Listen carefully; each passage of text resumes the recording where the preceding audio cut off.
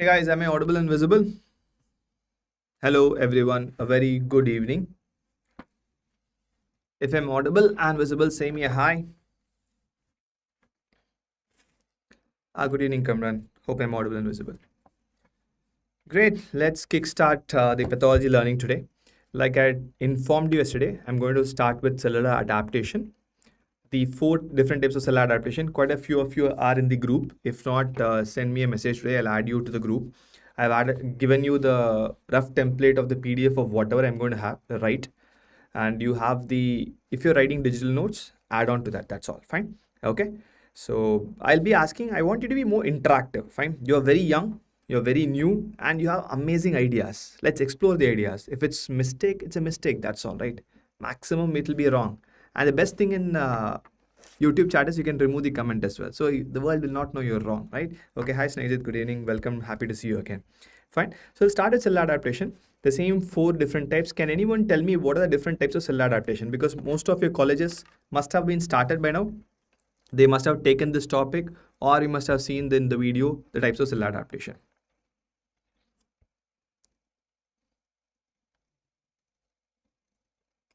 Can anyone, at least one cellular adaptation? There are 4 different types of cellular adaptation. We're going to start with that. I'm sure you must have heard about hyperplasia, hypertrophy, metaplasia, and atrophy, right? Great, right? So we have 4 different types. It's hyperplasia, hypertrophy, metaplasia, and atrophy, right? As simple as that, right? So first of all, we have to understand, what do I mean by adaptation? Perfect, you guys have answered all the 4 things required for me, right? What do I mean by adaptation? Fine, okay, no hurry. Okay, sure, it's already there in the WhatsApp group, Satvik. If you're not there, just ping me after the class. Fine. So adaptation, like I said yesterday, we're going to learn adaptation from our real life, not primarily from our textbooks, right? How many of you guys are from, anyone from Kashmir, northern part of India? When it reaches November, December, January, you'll have extremes of winter, right? I am from Chennai. I don't have a winter, unfortunately, right? So when you have winter time, you cannot go with a normal cloth. You will have the winter clothes. You'll put on a glove. You'll have a muffler, right? That is adaptation. Response to anything, not just an injury. We adapt, right? The best and the easiest example I can give you for adaptation is, fine, I can give you for adaptation is very simple. Before your first year exam, did you read for 5-6 hours straightly? And most of you must have not even slept before anatomy practicals, right? That is an adaptation. Yes, that's a simple adaptation. No, we adapt to a situation. Be it studying, be it a winter, be it clothes, be it anything, we automatically adapt. Why we are able to adapt? Because every cell in my body is capable of adaptation. So now tell me, after exam got over, right? After exam got over, will you still read for 6-7 hours a day? Yes, no, maybe. Never. So now you are going to tell me one of the important MCQs from NEET PG, we are going to answer from your life. Is adaptation a reversible process or not? Hari, I said no. Let's concentrate on the lecture. Is adaptation a reversible process or not? Obviously, adaptation is a reversible process, right? Every adaptation in life will come back to normal. I will not always keep reading. I will not always wear a winter cloth. I'll not always wear a very thin cloth during summer, right? Every adaptation in life is reversible. Same way, the adaptation what you're going to read, hyperplasia, hypertrophy, metaplasia, and atrophy will also be reversible because an adaptation, right? Like someone said, if someone is you are going to Viva, someone asks your examiner asks me, define an adaptation. It's simple, right? It's response of the cell or an organ or a tissue to any external or even an internal stimuli. Why I'm using the term internal stimuli is you have physiological adaptation as well, right? In response to any stimulus, if my body, my cell or organ is going to change, I'm going to call it an adaptation. As simple as that, right? So if anyone asks in the way what is adaptation, I can easily answer. So this external stimuli can be heat, can be a cut, can be carcinogen, right? Can be sun, UV rays, anything can be there, right? It could be hormonal influence internally, anything which changes the normal homeostasis, what you must read in physiology, my body also adapts to it. That's what cell adaptation means. Like I said, I have 4 different types of adaptation, right? Let's take a single tiny cell, right? First adaptation was hypertrophy, right? My cell can become bigger.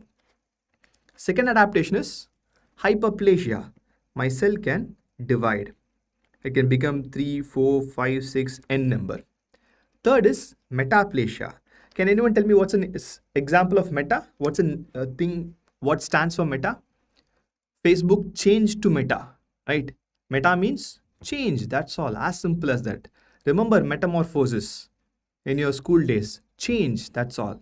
Meta means change, replace, right? So I can have metaplasia. Let's say the cell from a square became a rectangle. That's a change. It can change in its physical as well as the functional characteristics. That is change, metaplasia. The last one is atrophy, right? If when you are in the first year, when they marked attendance, if you're absent, what do they say? They put A. A stands for reduction or absent. Atrophy. Trophy is growth, right? Atrophy is it's become smaller. Okay, fine. That's all. So these are the 4 different types of adaptation for me. One, I can become increased in size. That is hypertrophy. If you want to remember a screenshot of what are the adaptation, this can help you easily. Second is hyperplasia. I have more increase in the number of cells. Third is it has changed, has become metaplastic or metaplasia. Fourth is it has become smaller. It is atrophy. Okay, sometimes it even can disappear. It is atrophy. Bibeksha, neoplasia is not an adaptation, right? If I say neoplasia, a neoplasia represents maybe cancer. Yes, Bibek? Absolutely, right? Do you think cancer is reversible? It is not. See, these are reversible changes. It's not a pathological condition yet. It can come back to normal if the stimulus is removed, right? Osama, I'm great. Hope you're doing good as well. Fine. So these are the 4 simple features of adaptation. Now, we are going to read one by one in detail. The first goal of entire lecture of Nishchay batch is to make sure you are able to write an exam. That's your biggest fear, right? I said, read Robbins. Quite a few of you message back, sir, can I write an exam Robbins? We will structure the Robbins in a way that you can write. Every question, when you write, you need a definition, a tiny definition, 1 or 2 words in the way you want. Cancer is obviously not reversible, Dhruva, right? If it's reversible, no, we won't be having such a n number of deaths in cancer, right? It's an irreversible condition, fine? Okay. So first, a tiny definition. Next, a little bit about the mechanism of adaptation, how it increases in size, how it divides, how it changes. Then physiological, pathological example. Maybe a little bit about the microscopic feature, then the outcome. If I don't have an outcome or a clinical correlation, take it from me today, never ever read it. It's not useful for you at all, right? Lily, it will be there in the Telegram group. If you are in the Nishchay batch, it will be there in the batch, inside the batch as well, fine? Okay, perfect. Now we are going to follow the same template. We'll have a definition, we'll have a mechanism, we'll have an etiology, physiological, pathological, little bit more about the mechanism if required, we'll read about it, microscopy, and the outcome. Outcome is something very, very important because outcome is what when you apply in systemic pathology.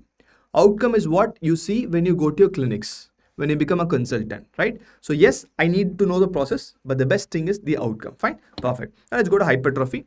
Hypertrophy is nothing but, as you guys already know, it's increase in the size of the cells, right? That's all, resulting in obviously increase in size of the affected organ. Let's say, Violet, great. Perfect question, Violet. Hypertrophy is also a change. I accept that. But hypertrophy, a squamous epithelium becomes bigger squamous epithelium, does not change to something else, right? It's a change, but it doesn't change from squamous. It retains the squamous.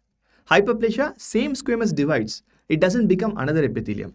Metaplasia means one squamous becomes columnar. That's the change I was talking about, right? Amazing question. Guys, if you have any questions, do let me know here because your question can help you as well as many people who's listening to the lecture, right? Perfect. Let's come back to this. I have an heart with 10,000 cells, example. All the 10,000 cells becomes bigger. By default, the organ also will become bigger, right? So it's not just the cells change, the entire organ also can be affected based off that, right? Perfect, right? Now, which are the cell types which primarily I'm going to be inclined about hypertrophy? For this, I need a little bit of help from you, from your physiology. When you read your physiology, I'm sure Vivek sir must have told this multiple times, right? Tell me any cell which comes to your mind which cannot divide or has lost the capacity to divide? Which are the cells? Whatever comes to your mind. I'm sure you must remember at least a few cells which has lost the capacity to divide. Someone asked me in the WhatsApp group yesterday as well. One of the important cells is muscle parenchyma. It's not completely lost. I have few stem cells which can retain, which can come back. Neuron has lost the capacity to divide, right? Heart and nerve. Neuron is what we generally think for, right? Come on, great.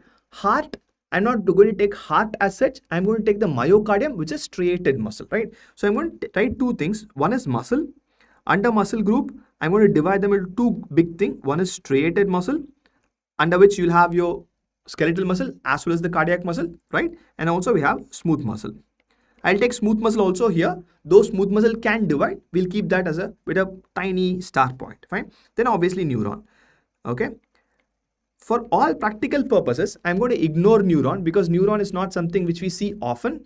That also undergoes change, but not required much because brain biopsies, we don't get that much, right? We'll take the muscle part alone, right? Now, the muscle is going to become hypertrophied. The muscle is going to increase in size, right? You're going to tell me the mechanism. You might have not known the mechanism, but you can tell the mechanism. I have 100% confidence in you. Because this era of Instagram influencers, all of them want to build muscle mass, right? The moment someone says, I'm a fitness influencer, want to build muscle mass, what do they ask you to eat? What do they ask you to eat? It's all over the internet, right? Protein. That's all. Because to increase the size of the muscle, I need protein. In other words, whatever protein I eat is going to make my muscle bigger because the protein is going to go into the cell. That's all. So in other words, the mechanism is nothing but increase in the protein production. Now let's go back to biochemistry. For me to increase protein production, what should change? What should happen? Can I say DNA should become mRNA, then amino acid, then the protein production? Obviously, right? That's the mechanism, as simple as that. The cell increases in size. It can increase in size only by increasing protein. We learn from the surroundings. Books are helpful for us, right? So mechanism, whenever I have the stimulus, this is enough for you to write. I'll also explain the mechanism a little bit in detail. If you want to score an honors or distinction, write that also, right? Stimulus, it increases the nuclear activity, right? DNA converting to mRNA. When mRNA increases, automatically it increases the protein production. So ultimately, when the protein production increases, automatically the cell increases in size. As simple as that, right? Very, very simple. Fine.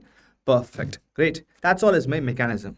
I'll tell you the exact pathway by which it happens and also a little bit about few newer things also we'll talk a little bit later. But this is more than enough for you. From this point of view, if you want to add extra features, we'll add to it later, right? And let's go to examples.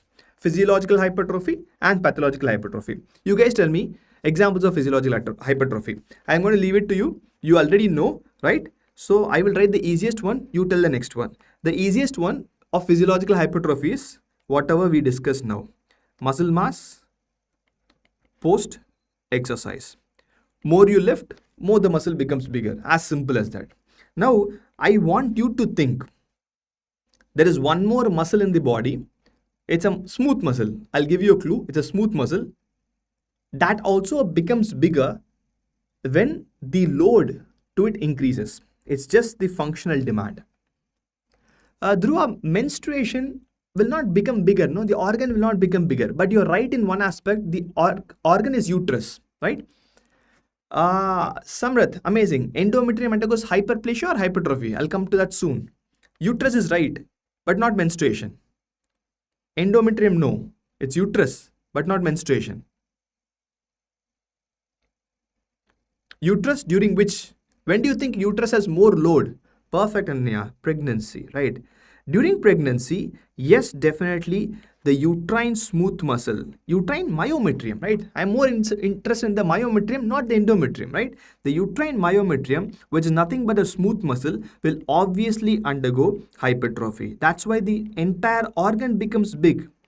Here it will undergo both hyperplasia and hypertrophy because smooth muscle can undergo division also. It's not like skeletal muscle. I'll write in brackets, It will also have hyperplasia because smooth muscle can also divide. That's why a tiny organ can become this big, right? If you look at this, can I make it a statement? For hypertrophy to happen, the stimulus is almost like always a workload increase. Yes, no, maybe. Muscle mass, more workload. Uterus, the fetus size, workload again, right? So most of the hypertrophy happens because of the workload. Fine? That's all. Most of the hypertrophy happens because of the workload. So I have to look at the other striated muscle.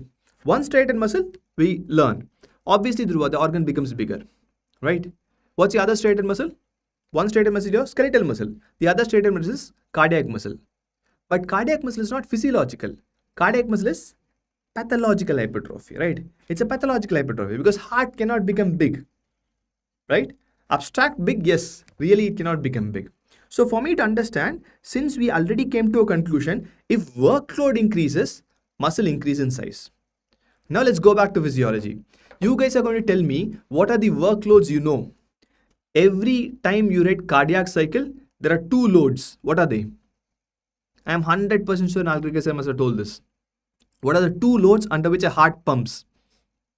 One comes into the ventricle or atrium via your venous return. The other one, Frank Stalina, Himanshu says, it expands the ventricle. Do you remember two loads, preload and afterload? Obviously, right? That's it. So one load for me is preload. The other load for me is afterload. Heart works against two loads only, preload and afterload, right? Preload, if I'm taking into consideration to one side of the heart, I can consider it as a venous return. Will you accept? Yes. Can anyone tell me what does afterload mean? Afterload for a left ventricle. Tell me what's the afterload for a left ventricle? Preload to some extent? Yes, we already know. What's the afterload for left ventricle? Afterload is obviously your total peripheral resistance. Amazing. Here, since I'm talking about left ventricle, I'll write it as left ventricle. Preload, I cannot write it as a venous return because left ventricle will not have a venous return, but it has one more load, which is EDV. You must have heard about EDV, right? End diastolic volume. That's the preload for left ventricle, which expands the left ventricle, which then pumps against the total peripheral resistance, right? These are normal, abnormal. These are absolutely normal, right? So my heart or the left ventricle has two loads to work with. A simple question. Imagine if total peripheral resistance increases, heart has to work more. Yes, no. What do you think? It's a very simple question. If a total peripheral resistance increases, will the heart has to work more? Has to work more, no? Obviously. Tell me, total peripheral resistance is, you must have read the formula in physiology, right? It's heart rate into something. So total peripheral resistance actually it gives one more parameter. What's the parameter? You must have read this in physiology for sure. Can I say total peripheral resistance is nothing but your blood pressure? Is that statement right? It's nothing but your blood pressure, right? As simple as that, right? So in other words, if a patient has hypertension, my heart should pump more. That's all. So you guys said, I'm just writing whatever you guys said, right? That's it, right? So in other words, whenever there's an increase in the total peripheral resistance, that is nothing but hypertension. Okay? Whenever it's hypertension, automatically my heart will increase in size because you guys accepted that the heart will increase in size. That's all. Fine. Perfect. Okay. Priya, I'll tell at the end of the class, please. Now let's look at end diastolic volume. Fine. We can't leave this guy, no? So end diastolic volume, right? End diastolic volume. So now we are talking about left ventricle, right? Make sure your brain brings in the anatomy of it. So left ventricle, the input comes from the left atrium, right? The mitral stenosis closes like this, and the left ventricle pumps like this, pushes the blood into the aorta, right? The mitral valve closes, right? Perfect. Now let's assume for an instance, my aorta, so left ventricle is pumping, but the blood which is going to the aorta is falling back. Why will it fall back? If the aortic valve is not able to close properly, can I say it will fall back? Yes, no, maybe. Possibility here. Yes, right? If it is not closing properly aortic valve, the blood can fall back even after pumping, right? It can. If it falls back again, can I say it will increase the end diastolic volume? Perfect, right? Aortic regurgitation, valve incompetency, right? That's all. So in other words, since I'm talking about left ventricle, aortic regurgitation, right? You said, I'm just writing whatever you say, will automatically bring more and more and more blood into the left ventricle. So it increases the end diastolic volume. These two are abnormal, normal? Absolutely abnormal, absolutely pathological, right? That's what you're talking about. Now, what the beauty is, you will tell me what this will do to the heart. It is simple, no? So I'm going to rephrase it once again, just for understanding. In one, it is volume overload. Which you think is volume overload? Which you think is volume overload? End diastolic volume or hypertension? End diastolic volume is volume overload, right? So this is volume overload. I'm having more load with the volume or the blood. The other one, total peripheral resistance, is it pressure overload or volume overload? It obviously is a pressure overload, right? It's a pressure overload. Here the overload is pressure. See, in both, I'm having more stress, right? In both, I'm having more stress. When I have more stress, both will pump more, but the pumping force is different. One, it is volume, one is created by pressure. The beauty is, you learnt about volume and pressure in your physics, in your school days, right? You tell me, if you pour water in the center of your room, will volume go to the most dependent part or the lowest part, or the water will stay the same place? What do you think volume will do? Or anything? Volume is water, right? Here it is blood. It will stay in the center or go to the most dependent part? It obviously will go to the most dependent part. But atmospheric pressure in the room what you're sitting is same across? Yes. In the corner of the room, same pressure. Center of the room, same pressure, right? Top, same pressure. That's what pressure and volume difference is. Perfect, Chiranjeevi. So automatically the volume will go to the most dependent part. In other words, let's say I'm not great in drawing. Let's assume this is the heart. Fine. Okay. We're talking about the left ventricle alone. If I take the left ventricle alone, I can say for a fact, you also will accept that the end diastolic volume will put more pressure here compared to this part. Yes, no, maybe.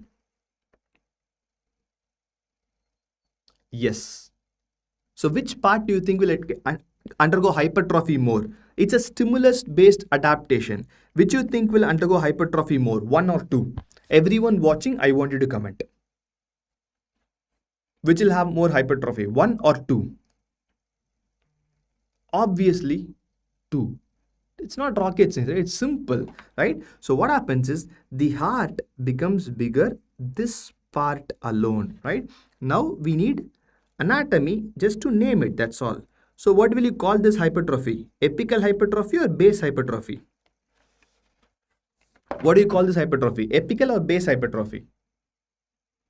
It's apical hypertrophy. If you have answered base, you are a little bit in a hurry. Everyone knows that heart's base is on the top and heart's apex is below, right? So this is a apical hypertrophy, right? In the corner, in the cardiac apex hypertrophy, right? So I call it an apical hypertrophy of heart, or I use one more term, a technical terminology. This comes in an MCQ, remember that. We also call it an eccentric cardiac hypertrophy. Eccentric ka matlab, it's towards the corner, that's all. Fine. Okay. Shiv will complete the lecture, then he'll do it. Okay. This eccentric hypertrophy of the heart or eccentric cardiac hypertrophy, that's it. It's volume-based overload. Now the beauty is, let's look at pressure. Pressure is not like I'll go to this corner. Pressure is uniform across the heart, right? If you take heart, pressure will exert equally everywhere. So can I say the hypertrophy also will be equal? Yes. Yes. Can anyone name it? It's throughout the heart. Completely it is hypertrophied. I'll give you a clue. You have two types of muscle fiber in your GIT. One is transverse, one is, you know that, it is circular or concentric muscle fibers. So it is throughout. The hypertrophy here will be throughout, right? So we call this an concentric cardiac hypertrophy. Fine. So it's simple. It's concentric cardiac hypertrophy. Okay? Because the heart moves like that. As simple as that. Concentric or circular, right? That's it, right? So I have two types of hypertrophy, right? The beauty about medicine and the beauty about concepts is I will not teach you everything. I said yesterday, I am not going to give you fishes. That's not my job. I will teach you how to fish. That's my job. If you know this, see, NEET PG is not like your NEET UG. It will not come from NCRT. I'll tell you now itself. It will come from relevant medical topics. What do relevant medical topics mean? We learnt with respect to left ventricle, right? Perfect. I will change the question now. I want you guys to answer. You tell me which chamber of heart will have concentric hypertrophy in case of pulmonary hypertension. You should be able to answer, and I'm sure you will answer. Which chamber will have concentric hypertrophy in pulmonary hypertension? Right ventricle, left atrium, right atrium. Pulmonary hypertension means the pulmonary artery pressure is more.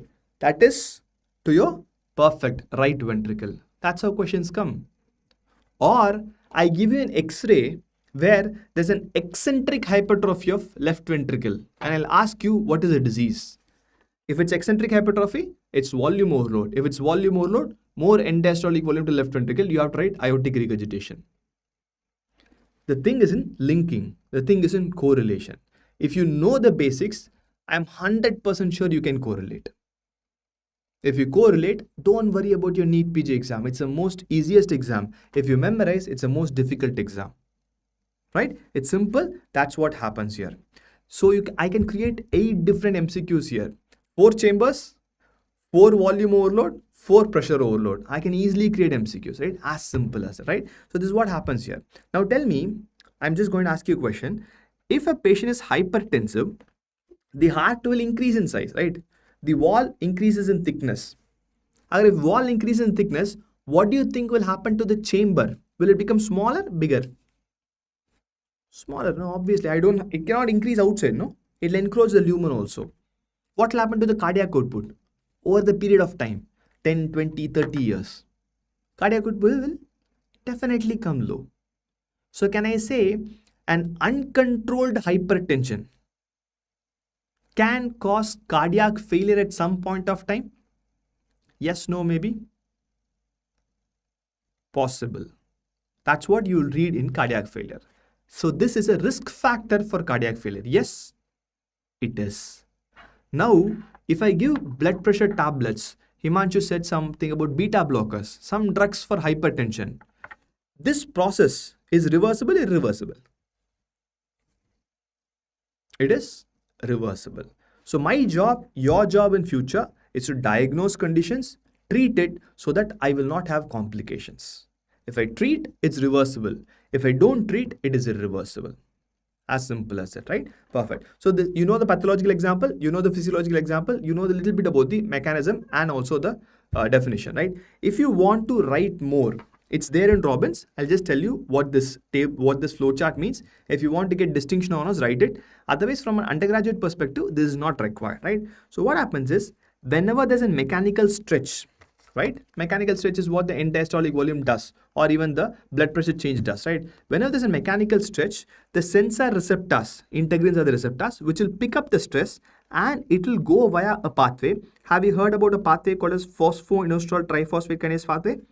This is generally the pathway which is used in physiological hypertrophy, which is more commonly seen in physiological hypertrophy, which means when there's a baby inside the uterus growing, It triggers mostly phosphoinositol phosphate kinase pathway. You might ask me, why should I read this? The goal to read is, if I block this, I can block the mechanism. It's like that, that's all. But I don't want you much to remember this, because it's also said that if it's a pathological hypertrophy, fine, physiological is this. If it's a pathological hypertrophy, for example, in your hypertension, it's a pathological hypertrophy, right? It uses G protein coupled pathway. I don't want you to read this or memorize this for a longer time. The simplest reason is, yes, I can block G protein coupled pathway to stop hypertrophy. But easier way is to give antihypertensive, no? Stop the stimulus. Make it easier. Why should I go and read in molecular levels when I have an easy solution? That's the reason I don't want you to read in depth, but since they're in Robbins, we'll read that, right? So you can have the adrenergic agonist, hormones, angiotensin, everything also stimulating it, and also your growth factors. IGF is the insulin-like growth factor, that also can be a trigger. And the signal transduction pathway is what I mentioned in detail. Either phosphonus or triphosphate for physiological, or G protein coupled pathway for pathological, which induces these transcription factors. Again, these transcription factors, they are in research to produce drugs. But doesn't make sense. When I can treat with antihypertensive, why do you go with this? Right? NFAT inhibitors, MEF2 inhibitors are in research. Maybe I won't use for cardiac hypertrophy. Some other thing in future I might use, right? So how does it change? What we already know is one thing. What we already know is it increases protein. That's all, right? It increases protein, so it undergoes hypertrophy. I'll ask you a very simple question. I want you to answer the question. Tell me, more muscle, big muscle is equal to good strength. Yes, no. Whenever muscle is big, is it good? Will you accept that? Will you accept that? No. Big muscle is not equal to strength, right? Big muscle is big muscle, that's all. You can be very lean and you can be strengthy as well. Big muscle is not equal to strength always. Big muscle equal to big muscle. It's not always true. You must have seen people who are having calisthenics, right? Very thin built, amazing fitness. Virat Kohli is not bulky, amazing fitness, right? Big muscle is not equal to strength. I need efficient muscle to become strength, right? So what happens is, yes, it will synthesize contractile proteins to increase the performance, but I need to make it more efficient, right? Dhruva, it is one of the parameters. I'm not saying it is never equal. It's one of the parameters, but I need to make it more agile, more strengthy as well, right? Okay. So now it's not just increase of contractile proteins. I need to change this also. What happens is, especially in cardiac muscle fiber, the muscle protein changes. You must have read in physiology, actin, myosin. Yes, obviously. So what happens is a fetal isoform changes. Hi Rishank, hope you're doing good. Okay. So cardiac fetal isoforms of alpha isoform of myosin changes to beta isoform of myosin. Beta isoform of myosin is more efficient because this beta isoform normally is seen in fetus or infants. Okay. You tell me, who has more heart rate? Me, you, or a infant or a fetus? Fetus has more heart rate, right? It said like 120, 130 beats per minute is normal in a fetus. Okay, I'll repeat it, Dhruva. So heart of the fetus keeps on beating very fast. Very less diastole in the heart of the fetus. If the heart of the fetus is very less diastole, very less time for oxygen. You know that diastole only perfuses heart, right? So even then, it's able to function. No problem at all. Which means fetus heart muscle is more efficient than an adult heart muscle. Yes, no? Dhruva, yes, no? Great, Rishank. Keep reading well. Obviously, yes, right? So now, when the heart muscle is becoming bigger, my blood supply does not increase. It's the same blood supply. But I have to make the muscle more efficient. So what do? Change the muscle fiber. Change the muscle fiber to beta isoform, which is like in a fetus, so it becomes more efficient. That's all, right? So it's not just synthesis of contractile proteins, it does increase the synthesis. That is important. It will become bulky. That is important. Not just that, it also has to increase the mechanical performance. So it has to become big as well as more efficient. Then only it can maintain the cardiac output. Right? So that's what it does. In detail, if you have to write about the mechanism, include this flowchart. If not, if you feel that it's a 3-mark question or 2-mark question, not required in detail. 5-mark, yes, go ahead and say it, right? Now let's come to the most difficult part, which all of you guys said yesterday. Which is the most difficult part of pathology? Yes, Dhruva, it is. Microscopy, right? Microscopy is the most difficult part of pathology. But we have only 2 colors, H and E, right? Right? We have only 2 colors, H and E, and we're going to read what does H and E mean. Then we look at the image, right? First, we have 2 colors. Never ever forget this till you are in medicine and till you are in related with pathology. Pink, right? Next guy is blue. And sometimes it can be clear. Okay? These are the only 3 things you will see. Clear could be an empty space. Ignore that. Yes, Samrat, you're right. Okay? Because the heart rate is more, when we move to adults, it automatically changes. Similar to the hemoglobin change, what we have. Hemoglobin F, hemoglobin A. Same way, right? Okay? Anything which has nucleic acid is blue. Okay? Anything which has nucleic acid is blue. As simple as that to remember. Nucleic acid means DNA, RNA is blue in color. Anything which is nucleic acid is blue in color, right? Rest everything in the cell is pink in color. It can be cytoplasm, it can be protein, it can be carbohydrate. Most of them are pink in color in the biopsy. The only thing which is blue in color is your nucleic acid, DNA and RNA, that's all. Clear. If you see anytime clear, think of fat. Fat, especially triglycerides, are always clear. These 3 are my thumb rules. Never forget it. If you have a note, in the first page of the note, write pink is everything in the cell, blue is nucleic acid, DNA and RNA, fat is clear. If you remember these 3, that's more than enough for me to extrapolate entire pathology. Obviously with your basics. So now, this is a Robbins image. You're going to interpret this image with me. For that, I need some basic information from you. Heart muscle or any muscle fiber is an epithelial tissue or a mesenchymal tissue? Quick answer. Just write E or M, that's enough. Mesenchymal tissue, right? Mesenchymal tissue, we'll come to it, Samrat. We'll come to it soon, one by one. Mesenchymal tissue, is it round, oval or spindle shaped? It is spindle shaped, right? Obviously it's spindle shaped. You must have seen cardiac muscle fiber in your histology. Was it spindle shaped? It was never spindle shaped, because the problem is muscle is always in a bundle. Fiber is spindle shaped, bundle is not spindle shaped. I can't see that, right? It's always in a form of bundle, so I can't see it, right? So how you draw in your histology or anatomy practical spindle shaped cell is like this, right? You draw a spindle shaped cell like this. So what is the clue is very simple. If, remember this again forever, if nucleus is elongated like a line, it is equivalent to a mesenchymal tissue, because that is equivalent to a spindle shaped cell. Almost always, exceptions will be there, right? Exceptions will be there by default. Most of the nucleus of a mesenchymal tissue will be elongated. What's the nucleus color? Blue. Now let's look at the image. You will tell it right for sure. I'm 100% confident in you. Okay. Nucleus. This is a nucleus. This is a nucleus. This is a nucleus. This is a nucleus. Elongated or round? If it's elongated, can I call it spindle shaped fiber? Can I call it a muscle biopsy? Possible? Possible. Perfect. Right? So this is a normal muscle biopsy. Okay. Now I have to identify what?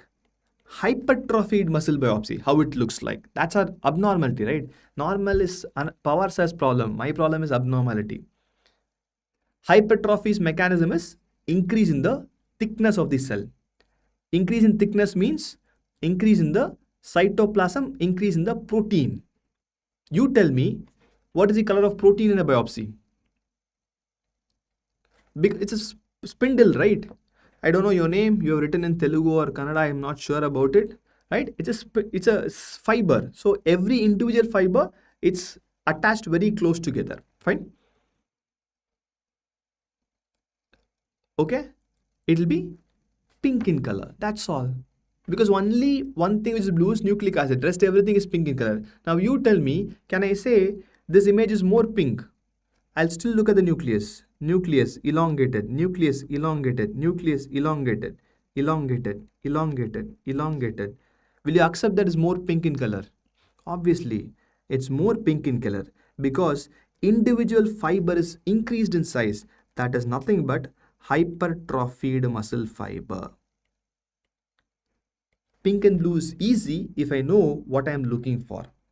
If I don't know what I am looking for, it's lost in the sea. Right? It's simple. That's it. More pink, more cytoplasm. Muscle cytoplasm has only proteins. It is more. That's it. As simple as that. Right? Fine. So we know microscopy. We know definition. We know mechanism. We know physiological. We know pathological. The only thing I said in the start is outcome. If I don't know outcome, it's waste of time and energy. The long-term complication, I'm talking about cardiac hypertrophy because that's a pathological one, right? Is reduction in the cardiac output, which might lead to cardiac failure or heart failure. If untreated, that word is very, very important. If you treat, it's a reversible process, automatically will come back to normal. If untreated, automatically will result in cardiac failure. Okay? Do you think it will cause cancer? How many of you say yes? How many of you think that cardiac hypertrophy will cause cancer or hypertrophy will cause cancer? You can say yes or no. See, here, this is our playground. You are bound to make mistakes. You are allowed to make mistakes. Hypertrophy will cause cancer. Yes, no. Chiranjeevi says yes. Many people say no. Okay. Great, Chiranjeevi. More mistakes you make, I like you more because you are not afraid to make an attempt. Right? Make more mistakes. Don't know. Very, very good. Pragyanan. Fine. It will not cause cancer. The risk of neoplasia is nil. Right? I'll explain why. Two methods. One, scientific method. For causing cancer, can I say there should be more cell division? It has to happen, obviously. But hypertrophy has no cell division, no, to start with. So it cannot cause cancer. Right? That's a scientific way of explaining it. I'll tell you real life way of explaining it. Tell me, if it causes cancer, how many of you people will go to gym? Already we don't go to gym, right?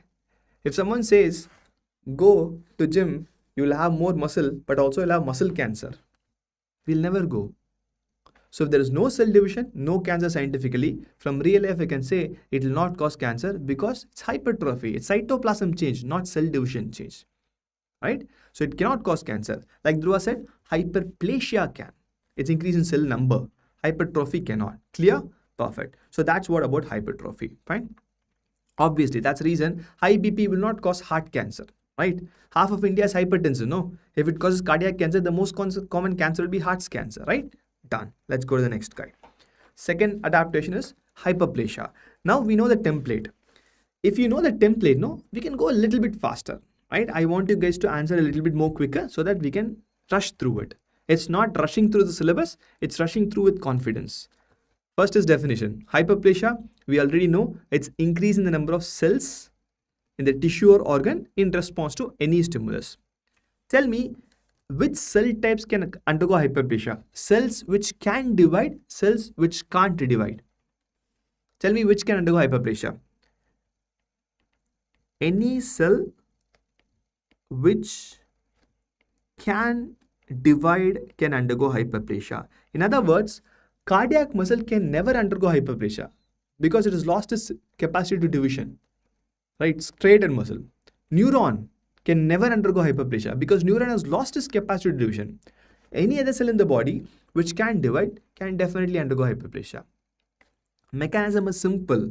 If at all there is a stimulus, whatever stimulus we are going to talk about should stimulate one basic cell. You're going to tell me that cell. This cell is the mother of every cell in the body. It keeps on dividing. The stimulus has to stimulate that cell. What cell is that? What cell is that? That is your stem cell. Stimulus stimulates your stem cell. If it stimulates stem cell, straightened muscle can't do, smooth muscle can, because smooth muscle can divide. Okay? Fine. If it stimulates stem cell, automatically it causes cell division. Put a star here. Any cell. Satwik, if there's a pathological property, I won't call it an adaptation, right? It will become irreversible. Yes, cancer can happen, but I will not put under the adaptation. Fine. Okay. Any cell or anything which triggers cell division, can it cause cancer? Possible. Remember this. Or in other words, remember this. Anything which touches stem cell, anything in the world which stimulates stem cell more than it should, there's a possibility of cell division, of cancer formation. Fine.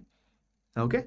Perfect. Always please remember that, right? Anything can be there. Fine. Now let's look at physiological and obviously pathological. Then obviously we look at the microscopy and the outcome. Same template. You guys are going to tell me physiological hyperplasia. We'll start with the easiest one we already know, hormonal. Someone told me when we were discussing hypertrophy, endometrium, right? Remember menstrual cycle? What are the phases of menstrual cycle? What are the phases of menstrual cycle? Phases? You know the phase of menstrual cycle for sure. We have proliferative phase, we have secretory phase, we have menstrual phase, right? Simple. What does proliferation mean? Cell division, no? That's all. Which hormone is responsible for proliferative phase? Estrogen. We already have learned physiological hyperplasia. I didn't use the term hyperplasia. We use the term proliferation. That's all, right? Okay, we have a mnemonic for that. PSM, great, right? So it's proliferative phase. In other words, endometrium will divide in response to estrogen. The best example you already know is, I'm just taking your pre-existing knowledge. I'm not taking anything, right? Ovulation, you will have the reduction in the estrogen level. Progesterone increases, progesterone causes secretion, not cell division, right? There's a simple proliferative phase of endometrium. Fine, it's simple. It's physiological, right? Actually, there's a term called compensatory hyperplasia. It's partly physiological, stuck into pathological also. It's kind of intermediate in between, right? So we'll name it compensatory hyperplasia itself. We'll take the same endometrium. Proliferative phase happened, went into secretory phase. Final is menstruation, right? Hear me out and then answer the question. A woman normally loses 50 to 80 ml of menstrual fluid during 3 to 5 days of menstruation. So if the blood is lost by any means, be it menstruation, be it a cut, whatever it is, what do you think bone marrow should do? Will it undergo hyperplasia? Yes, compensatory. If something is lost, my body compensates. The loss of the blood could be physiological, like your menstruation, or pathological, like a road traffic accident. Whenever there's a blood loss, my bone marrow compensates. That's compensation. That's all. Erythropoiesis increases. Fine. So whenever there's a blood loss, by default, I'm writing BM for bone marrow, right? Bone marrow will compensate. The reason I said it can be physiological as well as pathological is physiological menstruation, pathological trauma or hemolytic anemia. Whatever it is, it will definitely compensate it, right? One more thing, which most of your, in your Viva, they'll definitely ask, one is liver. Liver is one of the best organ for hyperplasia because liver has the maximum capacity for hyperplasia. Even if you cut a lobe of a liver, it can even replace the entire liver if a lobe is cut. Okay?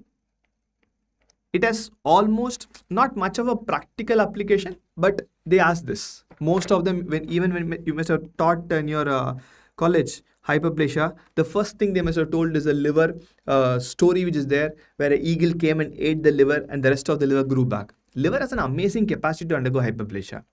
You know why? What's the function of liver? The function of liver is detoxification. We eat shit, right? Whatever is available in the plate, we swallow. Liver has to fight. Every single day it's fighting against them. It hits, comes back. Hits, comes back. Liver has the maximum mechanism for hyperplasia. Fine. Satvik, anything, if you cut a left half, right half, it'll regenerate. Whatever lobe is cut, it'll regenerate. Fine. Okay, done. So that's for physiological hyperplasia. Fine. Now let's go to pathological. Pathological, now, the most important thing for me is endometrium, because we already know endometrium. Now we're going to extrapolate it, right? Listen carefully and answer. Which was the hormone responsible for endometrial hyperplasia? Estrogen or progesterone? I'll give you options. You just have to type E or P. That's all. Estrogen, progesterone. But I want you to type. It is estrogen. Perfect. In a normal menstrual cycle, we had proliferative phase due to estrogen. Ovulation happened. Estrogen became down. Progesterone increased. Right? Menstruation, everything became zero. Next cycle, again estrogen became high. Right? So assume randomly ovulation is not happening. What will happen to the level of estrogen and the level of thickness of the endometrium? More? Yes or no? Yes or no, that's all. What are we? We'll discuss that later. We can't do that much. It's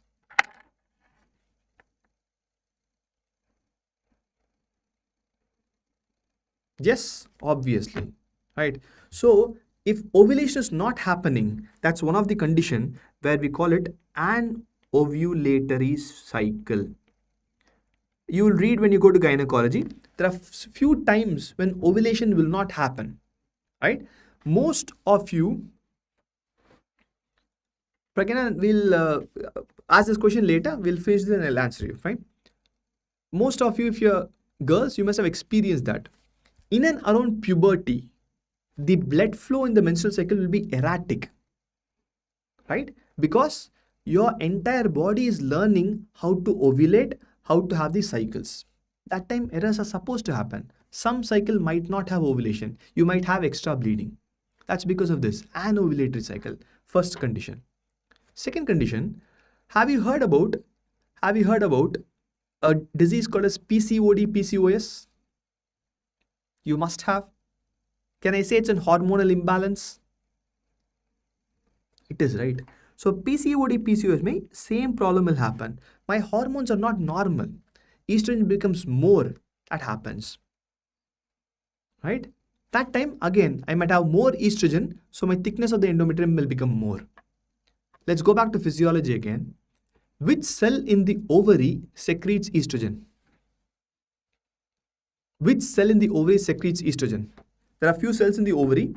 You must have definitely heard about granulosa, theca cells. You must have, right? Granulosa cell secretes estrogen. If you have a granulosa cell tumor, can I have more estrogen? Granulosa cell is becoming cancerous. So we call it a granulosa cell tumor. Right? Can it have more estrogen? Obviously. It's a cancer of the granulosa cell. Definitely more estrogen, right? Let's go back to biochemistry again. You must have read this for sure. Fat, body fat, converts active estrogen, inactive forms to active estrogen. Have you heard this? Yes or no? Body fat converts the estradiol to estriol, some component, right? Jambulkar should help me in this. But you must have read for sure, right? Fat does the peripheral conversion of estrogen. Imagine a person is obese, too much of body fat. Will there be more active estrogen? Obviously, right? When a person is obese, it causes more active estrogen. Now, you must have definitely read about PCOD, PCOS. The problem is obesity. That causes that. Because more active form of estrogen. It causes hormonal imbalance. Now, the bottom line for all of these four conditions is hyperestrogenism. Hyperestrogenism's meaning is it's there. More estrogen levels. That's all. Simple. Have more estrogen levels. Whenever more estrogen levels is there, what will happen to the thickness of the endometrium? Big, small. Obviously, more thick endometrium. So when you have more thick endometrium, this is physiological, pathological. It's pathological, no? Name the disease. Naming the disease is the easiest one. People don't think much. You also don't think much. Whatever comes to your mind, tell that will be the disease. Thick endometrium. The problem is hyperplasia. Organ is endometrium. The disease is called as endometrial hyperplasia. That's all. That's a disease. You will read in gynecology. Come on, you go to gynecology, you will read a little bit more. Ultimately, there will be a little bit of hyperestrogenism. Fine? Okay? Not endometriosis, it's endometrial hyperplasia. That's all. Fine? Okay? Endometrium is becoming hyperplastic. If endometrium is becoming thicker and bigger, can I say you will have more bleeding during menstruation? Whenever this endometrium sheds, will it shed more? Because normal is this much, here it is this much. Shedding may it will be having more blood. What's the symptom? What is the symptom? We call it as simple as that. More bleeding during menstrual cycle. We call it menorrhagia. This is where your pathology should help you when you go to clinics. When the patient gives you a symptom of menorrhagia, that's more menstrual bleeding, I want you to look at the age of the patient. Puberty, anovulation is a problem. BMI, I know the etiology. Abdomen may there is a mass, I think of a granulosal cell tumor. Hirsutism, excess hair growth, I think of a PCOD. Correlate, diagnose. And you want to start the correlation here. Right? So this will be the symptom, this will be the disease, and this is my pathogenesis, and this is pathological hyperplasia. It's simple, no? You can extrapolate to any extent you want. Prostate also has the same problem, right? In prostate, it's not estrogen. What's the hormone which divides prostate? You guys know that. It's actually testosterone, but I have one more active product of testosterone. What is that? We have something called whenever there's an increased amount of dihydrotestosterone, that's the active product of testosterone. You must have read about the alpha reductase enzyme which converts testosterone to dihydrotestosterone, right? Okay, perfect. This increases the volume of prostatic parenchyma which causes BPH. Okay, benign prostatic hyperplasia. Fine. Okay, it's benign prostatic hyperplasia. Again, it's simple. Whatever the disease pathogenesis, we name this, that's all. Okay, Prakriti, amazing question. But if you remember hormonal contraceptive pills, they will have first 14 days estrogen, second 14 days progesterone. It's actually in sync with the physiological cycle. We don't take estrogen only pills, right? So that this will not be a side effect of your OC pills. Okay, fine. Okay, I want you to put a star mark here. We will read it when we come to prostatic pathology. For this alone, there's no increase in risk of prostate cancer. Because it's hyperplasia, but there's no increase of prostatic adenocarcinoma. Just remember this for now. We'll see why is the reason when we go to BPH in the prostatic pathology chapter. Fine.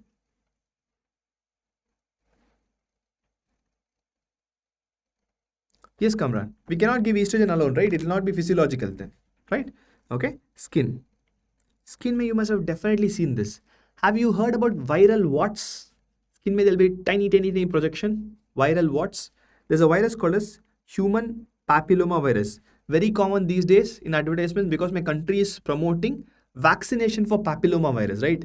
So human papilloma virus infection can result in increase in the squamous epithelium, hyperplasia of the squamous epithelium, right? Which results in viral warts. It can be anywhere in the skin, can also be in the genital areas, genital warts. It's a viral wart, that's all, fine. It's a human papilloma virus. So virus can also cause hyperplasia. It's not just hormonal, even virus can cause hyperplasia, right? So these are few examples of hyperplasia, right? We know the definition.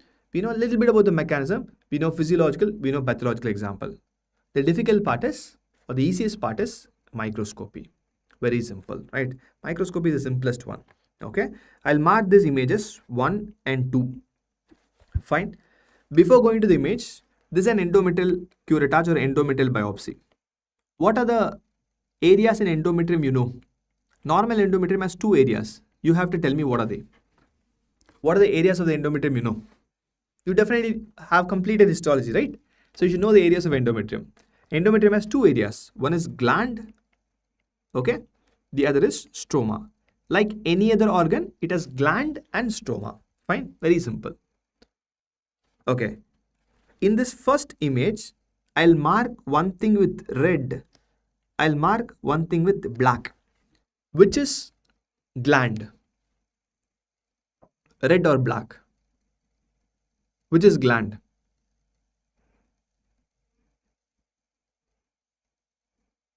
Simple question. Everyone online should answer. Answering this gives you confidence, saying that images are not difficult. Red is gland. Perfect. Why did you say it's gland? You can't see columnar epithelium, you can't see cuboidal epithelium there because it has the architecture. It has the shape of a gland. That's all. Black cannot be the gland, no. Black is the stroma or the parenchyma. Red is the gland because the shape of a gland, right? Okay. In a normal endometrium, it is said that gland is to stroma. There's a ratio of normal gland is to stroma, which you must have read in physiology, which is 1:1. I need to know normal. If I know normal, abnormality is a piece of cake. Normal gland to stroma is 1:1. Normal gland to stroma. Now you tell me this image, more gland or more stroma? Compare this to the top one. Compare this to this gland. More gland or more stroma?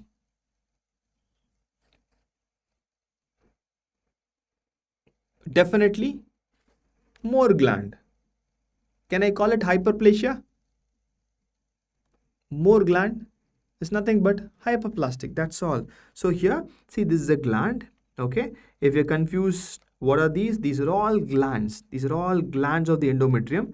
Look at the gap between these 2 glands here in the normal. Look at the gap. I don't even have gap, right? So which means this image has more glands, which means this image has hyperplasia. If it's an biopsy from the endometrium, I can call it a patient with endometrial hyperplasia. Fine. So why should I take a biopsy? Because biopsy is difficult to take, no? Generally, biopsy is kept last. Because biopsy is difficult to take, it's painful procedure. The reason to take a biopsy here is, the problem is, hyperplasia's mechanism is stem cell. Right? Let's go back to the endometrium's example. Okay. I have 4 conditions here. Of these 4 conditions, honestly tell me which is not treatable. Let's see how your idea of science is. Which you think is difficult to treat or impossible to treat here? Anything which comes to your mind. Which you think is not possible to treat? Satvik, because of more cells and it's in higher power. The first image was a low power, that's why it looks different. Third, great Palak. Tumor possible to treat. I can remove the tumor, right? Breast cancer can remove. You must have seen n number of people surviving cancer. Yes, outcome is poor. But this guy, no. How many of you have gym subscriptions who never goes to gym? 12th standard, hip size will be 28. When you come to college final year, hip size will automatically become 32. After that, it will become 36 and never it will see 28. Obesity is impossible to treat. That's why it's called as a silent pandemic. We'll have subscription. We will not go to gym. We know the only way to reduce weight is to do exercise, but we will not do exercise, right? Obesity is unfortunately a silent pandemic. Other 3, I know it's a disease. I'll go to the doctor. Obesity is like extra inch, that's all. That is the problem, right? That's the biggest problem. Obesity is not treatable. So obesity, patient will always have hyperestrogenism. So obesity patient, every single day, the estrogen says endometrial cell divide. What is the risk? There's a risk of cancer formation. If untreated, okay, if untreated, fine. If untreated, there is always an increased risk of cancer formation. You are going to tell me what type of cancer formation it will cause. I'll give you two options. You tell one or two. That's enough. Fine. Okay. Dhruv, I'll come to your question soon. Fine. Endometrial adenocarcinoma, endometrial stromal carcinoma. Dhruva, in males, it will cause different cancers because fat is an inflammatory tissue.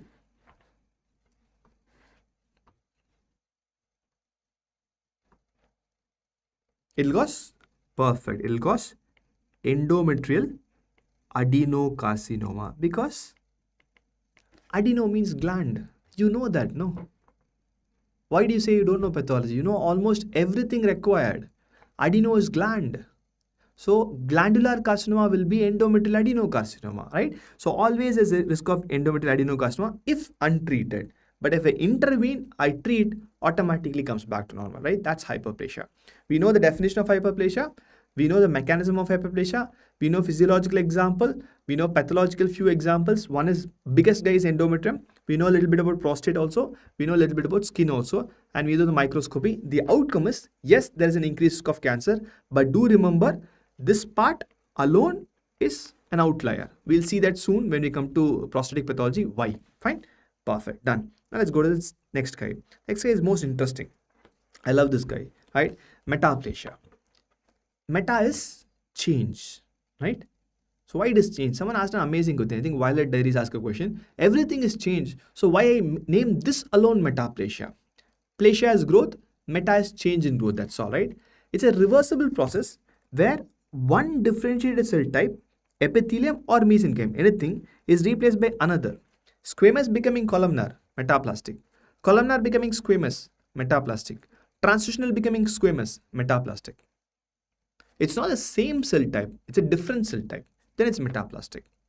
Fine. It's a change in the form or in the physical or the function of the cell. We call it metaplastic, right? What's the mechanism of metaplasia? Okay. Now, normally what happens is a stem cell, fine, produces squamous epithelium. Okay. That's what normally a stem cell produces, fine. Okay. Yeah, I answered Pradeep. For males, it will increase the risk of few other cancers. One is prostatic carcinoma if the patient is obese, and fat is an inflammatory tissue. It can increase the risk of many other cancers. Fine. Okay. Now, here the stimulus, whatever is going to cause metaplasia, we'll see the stimulus soon, will go hit the stem cell, reprogram the stem cell. Okay. We won't go into the details of how the reprogramming happens, and makes the new stem cell produce a different epithelium. So I'm touching the stem cell. So what's the risk factor? Whenever I touch stem cell, what's the risk factor? So this is the the mechanism of action or mechanism of metaplasia. It's reprogramming of the stem cell. Whenever I touch stem cell, the problem is it can cause cancer formation, right? Anything when you touch stem cell, there's a risk of cancer formation which happens. Clear? Okay, perfect. Right, that's a mechanism of metaplasia. Fine, perfect. Now let's go to few examples. Can anyone tell me any one metaplasia you already know? You must have read in your college. One metaplasia everyone knows in the world. Whenever you come to first thing in pathology, they teach you that, and it's like amazing name, Barrett's. Right? You must have heard about Barrett's esophagus. Yes? No?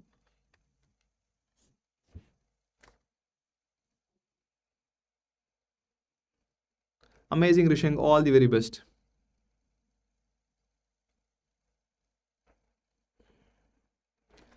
Obviously, Satvik, the already existing stem cell will be there. It will slowly die, right? Everything in my body, skin, dies every single day. It's automatically replaced every single day. The replacing cells will change. Fine? You've not heard about Barrett's? Amazing, great. If you're not heard, it's very, very good for me. Fine? It's okay, Rishan. You'll do well. I've been with you for a year. I know that you'll do well. Keep the curiosity alive. That's all. Okay. Caused by GERD, right? So there's a disease called as an Barrett's esophagus, which is caused by a thing called as GERD. Have you heard about GERD? Gastroesophageal reflux disease. You must have had burping, no? Similar to that, it becomes a disease. We call it GERD, right? It's gastroesophageal reflux disease. Okay. The disease is simple. The gastric acid comes to my esophagus. That's all. Gastroesophageal reflux disease, right? So when you have a chronic untreated GERD, everything chronic untreated is the problem, right? So chronic untreated GERD, what happens? The acid goes to my esophagus. Again, let's go back to your basics. If your basics are good, I'll make pathology wonderful. What's a normal lining epithelium of esophagus? The normal lining epithelium of esophagus? It's squamous epithelium, right? The entire esophagus is made of squamous epithelium. Can I also say skin is squamous? Skin is squamous. Gastric acid pH is 1 to 2. Very strong acid, right? You drop 1 to 2 pH acid on your skin. What will happen to skin's epithelium? Will the skin burn with acid? Yes. It will, right? So imagine the same thing happens in the esophagus. When the acid of the stomach comes to the esophagus, it will burn the esophagus. Like acid will burn your skin. I cannot let my esophagus burn because it will be a problem for me, right? So I need to adapt. It's an acid. How do you neutralize acid? How do you neutralize acid? Simple. You neutralize with base. What is base?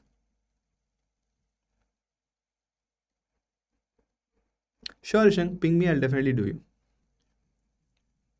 Base is nothing but bicarbonate, right? That's all.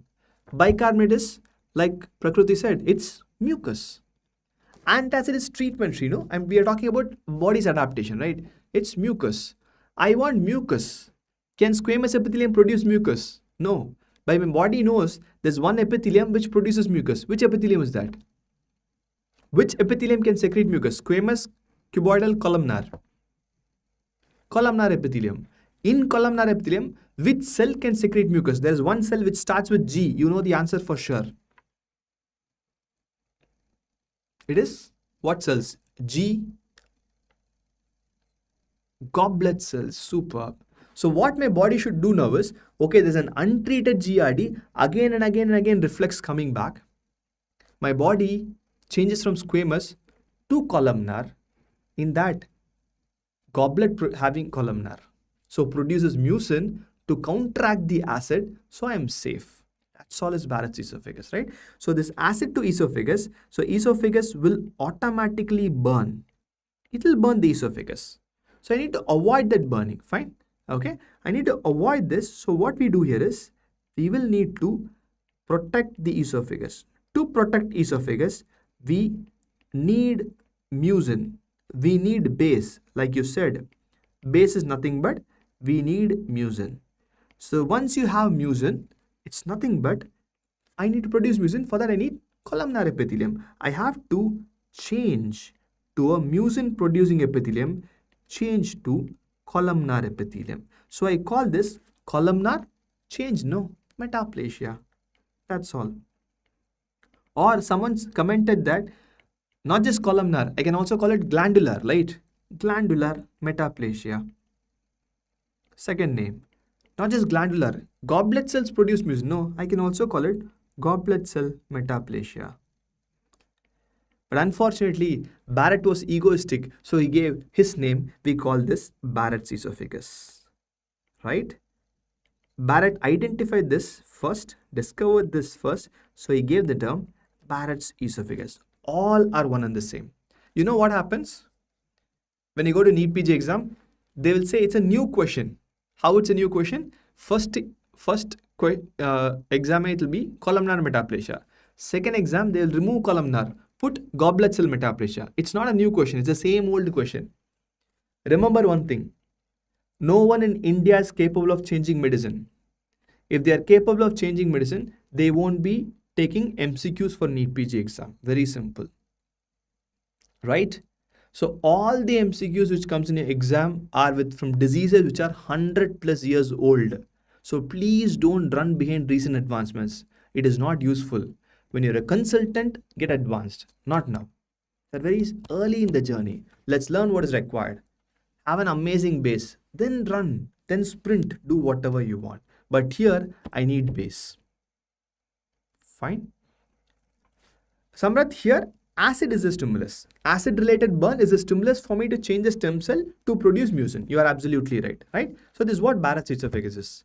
Now, the problem is patient will come and tell, sir, I have heartburn. That's a symptom, right?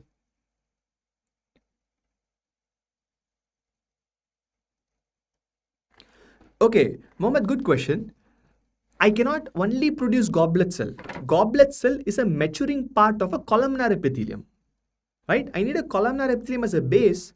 Some among them will mature to become a goblet cell. Let's say I produce 10 columnar epithelium, 5 will become goblet. I cannot produce 10 goblets.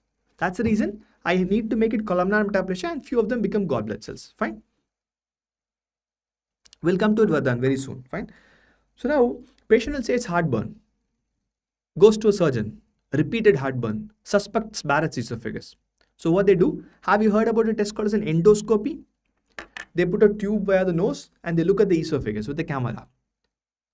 They'll know few findings are there. Okay, this is Barrett's esophagus. Let's take a biopsy, give it to him and see if it's Barrett's or not. That's what you're going to see next. How Barrett's looks in an endoscopy. How Barrett's looks in the most difficult biopsy. Biopsy is the easiest. Okay, now put your pens down. Listen to me. I want you to answer every single question I ask. What is the full name of squamous epithelium? Someone said non-keratinized. Before squamous, we always have a term. What is that? We call it homeostasis, right? Sorry, we call it stratified. Akshat, physiological metaplasia is irrelevant. It does happen, but not required for you at this point of level. When you go to gynecology, you'll read some of them, fine?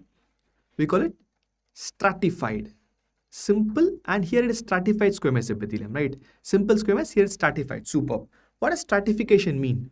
Single layer, multiple layer. In esophagus, it is non-keratinized stratified squamous epithelium. Simple squamous seen in lung and alveoli, right? Stratified ka matlab, it is multiple layers, right? Columnar epithelium, single layer, multiple layer. Single, multiple, columnar. Columnar is single layer, right? So now what's happening is a normal esophagus has multiple layers of epithelium, right? A columnar epithelium, that's the metaplasia right here. That is single layer, right? Squamous is always multiple, columnar is always single layer, right? Now you tell me below both the epithelium, I have blood vessels. Fine, okay? I have blood vessels below both of them. Which blood vessel is easily visible? Stratified with multiple layers or a single layer columnar? Which is easily visible for me? Multiple stratified or single columnar? Comment yes or C. Prakriti, hyperplasia will not increase the layering. I'll show you soon. It will be single columnar, right? Because I can easily see them, right? So now tell me, what will be the color of columnar epithelium? Red or pale?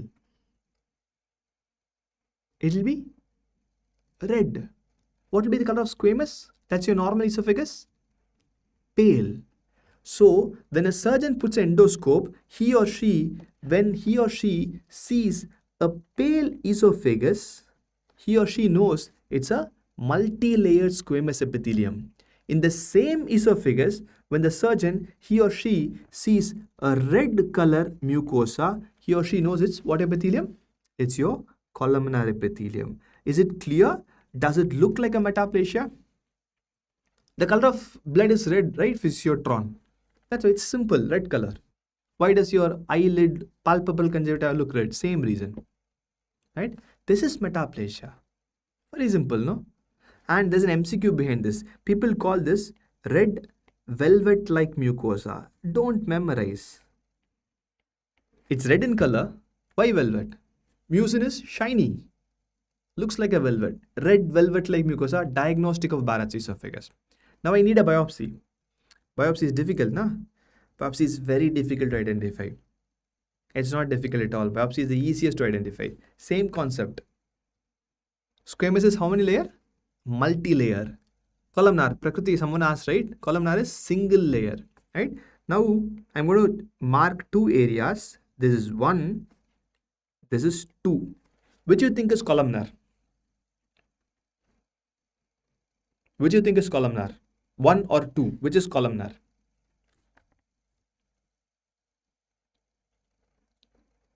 Two is columnar, right? 1 is multiple blue dots. Blue is nucleus. When there are multiple layering of blue dots, it's squamous epithelium, stratified squamous epithelium, right? On the other hand, 2, look at it. All of them are clear cells. That's your columnar epithelium. So if I have a biopsy, if someone says this is an esophageal biopsy, I don't expect a columnar epithelium at all. It should be only squamous. Whenever I see columnar epithelium or I see glands filled with mucin, right? Again, I'll show you. I'll zoom it and show you. Filled with mucin. I call it columnar metaplasia because squamous has changed to columnar. Squamous has changed to gland forming.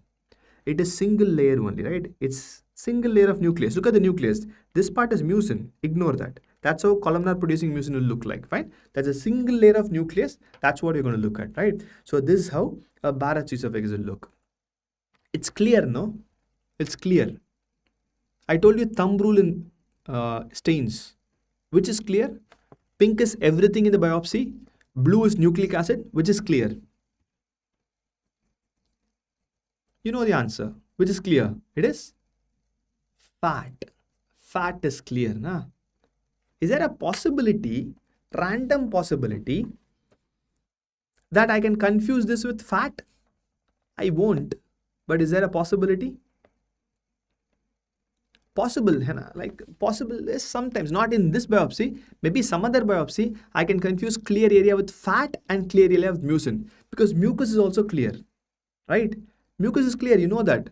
Running nose, you must have had running nose. Mucin is clear in naked eye, mucin is clear in microscopy. So again, one more rule, never forget this ever, right? If we can't differentiate, D square is differentiate. Identification point for what, Prakriti? Differentiate between two structures in HNE. We use special stains. We don't read special stains in the form of a table. We read in the form of a utility. Okay? If I cannot identify something on a light microscopy, I use stains. Right? I'll just add a stain here. The mucus stain is, or the mucin stain is, fine. There are two stains. One is PAS. Have you heard about PAS?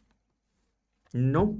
And also one more stain, which is Alcian blue. Yes, obviously, it's a point endoscopy wise for Barrett's, and you have to take a biopsy to prove it is exactly that and not any other erythema. Fine? PAS and Alcian blue, right? So these are mucin stains. So this can come in an NEET PG or an INICET MCQs, fine? Perfect. Like Dhruva said, it's periodic acid shift. Okay? It's not periodic, it's periodic acid shift. Okay? That's the full form for PAS. Fine? Okay? That's the full form for PAS, periodic acid shift stain, and Alcian blue. Both of them stain mucin. This is an extrapolation for NEET PG. For an MBBS, might not be required, but start reading now so that you can apply it completely, right? This is simple metaplasia, change. Okay? Ek aur metaplasia. Fine? That is squamous. So now, let's take respiratory mucosa. Fine? What's a normal lining of respiratory mucosa? Anyone? Normal lining of respiratory mucosa. Normal lining. You have your Pseudostratified, ciliated, columnar epithelium, right? I'll just write ciliated columnar. It is pseudostratified, ciliated columnar. See, remember, columnar can never be stratified. Maximum can be pseudostratified. Fine. Okay, it's not squamous. It is pseudostratified, ciliated columnar for the respiratory tree, like the trachea, bronchus, and everything. Fine. Okay. Perfect. Now let's say a person smokes. Fine, this person is smoking. Will smoke produce heat? And can I say smoke is damaging? Yes, no, maybe. For this, you have to answer. Nice. Smoke is undoubtedly damaging. Person keeps on smoking every single day throughout life. What do you think will happen to the cilia? Cilia is very tender, no? It will get destroyed. It will destroy the cell. I have to convert this to a epithelium which is resistant to smoke. The best example is skin. Very resistant to smoke. We are living in India, full of smoke. Nothing happens to my skin. Maximum becomes black. Wash away, goes. Stratified squamous epithelium is resistant to smoke because it's not destroyable easily because multiple layer. It can resist. So what my body does is the smoke is a stimulus, goes, changes stem cell to a squamous epithelium, right? It makes it stratified squamous epithelium and we call it squamous metaplasia. Okay. Now I'll ask you a very simple question. Okay. And please remember this forever. Don't memorize most common, most sensitive, most specific because it comes in a NEET PG exam. No practicing physician knows what is most common. They know what is practically available. That's all. For me, you are doctors, not students writing NEET PG. Not students writing internal assessment or your university exam. You are doctors for me. That's all. I want you to think in terms of a physician. Fine. You tell me from your practical experience, you lived for 18, 19 years easily. Which you think is more common? GERD or smoking? Which is more common? People having GERD is more common or people who smoke is more common? Everyone answer. Obviously, smoking is more common, right? Please don't say GERD. Undoubtedly, smoking is more common. If smoking is more common in the real life, which is the most common metaplasia? I don't want you to memorize anything. It's the most common metaplasia. If there is a reason, we will read it together. If there is no reason, we call it idiopathic. No one in the world knows. No need for memory at all. GERD is not common. Smoking is undoubtedly common, right? So this is the most common metaplasia. We might read Barrett's again and again and again and again, but doesn't matter. Still smoking is the most common, right? Again, both the problem is I am touching whom? I am touching stem cell. The moment I touch the stem cell, what is the risk factor? Cancer. Same template, it won't change. So if it is not treated, a person not smoking, what cancer will this cause? Person continues to smoke. We tell them multiple times. There's Mukesh in movie theater who also says don't smoke. There's something in the packet that also says don't smoke. People won't stop. They will smoke. What cancer will become? It will become squamous cell carcinoma because that's the last epithelium, right? It will become squamous cell carcinoma. Fine. It will obviously change to squamous cell carcinoma. In the same way, if we extrapolate, I'm going up, your Barrett's. There's Barrett's esophagus, not treated, untreated Barrett's, ignored. What cancer will it become? Squamous adeno. Everyone should answer this. You have everything base here. It's columnar metaplasia, glandular metaplasia, goblet cell metaplasia. So what cancer will it become? It will become super. It will become esophageal. Answer it. Adenocarcinoma. Hungry? If your mess is giving you food, put the headphones on and walk. Right? It's esophageal adenocarcinoma. It's simple. Now I'll ask you one more question. This is a NEET PG question. What's the most common cancer in the lower third of esophagus? Samrat, adenoma is a benign tumor, right? Adenocarcinoma is a malignant tumor. Most common cancer in the lower third of esophagus is adenocarcinoma. Because lower third only GERD happens. Lower third only Barrett's happens. Lower third you'll have adenocarcinoma. It's simple. So you always think in terms, break the concepts, learn granular level. If you learn granular level, any building you can build. I need you to know the bricks properly. If the bricks are known, it's like a Lego. You can build a monument. If the bricks are not known, monument can fall at any point of time, right? Few more examples. Osseous metaplasia. There's an osseous metaplasia. It's a fractures complication. One of the complication named as myositis ossificans. So what happens here is, any of you have got fractures till now? Anyone here had a bone fracture at some point of time? Put in, smoking is for respiratory mucosa, right? It's not for your esophagus. I think you missed this in between one. Squamous metaplasia happens in the respiratory mucosa. Okay, fine. So if you had fracture, the first treatment of fracture is put a slab, don't move it. But if you've seen, there are native treatments for fracture. They'll massage the place. Completely they'll massage the place, right? Okay. When they massage the place, what happens is, I will dislodge the clotting factor. I will dislodge the growth factor, right? So that time what happens? The growth factor which will form bone goes into the muscle. So post-fracture, hashtag is the symbol for fracture, fine? Post-fracture, when you massage the place, what happens is, the growth factor which should ideally produce bone, right, will diffuse to muscle. Fine. Once it diffuse to muscle, what will they produce? It's a growth factor to produce bone, right? It will produce bone in muscle. Now look at the name. Bone in the muscle. Ideally should be muscle, changed to bone. So I call it myositis ossificans. The muscle is becoming ossified, ossificans, bone. There's an example for epithelial metaplasia or mesenchymal metaplasia. Comment E or M. It's an example for mesenchymal metaplasia. Barrett's and smoking induced are epithelial metaplasia. This is an example for mesenchymal metaplasia. Fine. Metaplasia can happen anywhere. That's the definition. No, epithelium or mesenchyme. Change from one epithelium to another, change from one mesenchyme to another. We call it metaplasia. That's all. Fine. Last but not least is vitamin A. Everything what you read in the first year will make sense now. What's the function of vitamin A? Obviously, Violet, it will restrict movement. That is the problem. When you go to orthopedics, you will know how to manage it. We'll relate it, right? Okay, but then what happens is, my bone broke. I'll have growth factor in this area, which would form bone. That's why I immobilize it. I don't move it, so that the growth factor stays in the broken area, produces bone again. But if you massage the place like a traditional treatment, or you keep on moving the place, the growth factor diffuses into the muscle.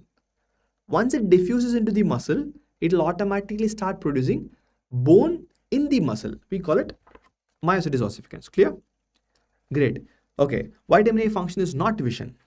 Anyone else? Again, I want you to learn the bricks, not the building. Vitamin A function is not vision. Vitamin A's function is maturation and differentiation. Vitamin A converts my normal retinal cells into rods and cones. It helps to mature and differentiate. You must have read this in biochemistry. It will be written in the first line of biochemistry. Vitamin A's function is growth and differentiation. Perfect. It helps to differentiate, right? Now remember, vitamin A is not there. Will differentiation be normal? It will not be normal, no? Vitamin A is excess. Will differentiation be normal? It will not be normal, right? It will not be normal. So what happens is, vitamin A is unique. Both deficiency as well as excess can alter differentiation. Altering differentiation is metaplasia, right? It will alter differentiation because the function of vitamin A is differentiation, and it causes metaplasia. Now, the beauty is, you must have read this already. In your biochemistry, There's one eye finding which comes in vitamin A deficiency. Remember that. What's the eye finding? 100% you'll know it. What's the eye finding?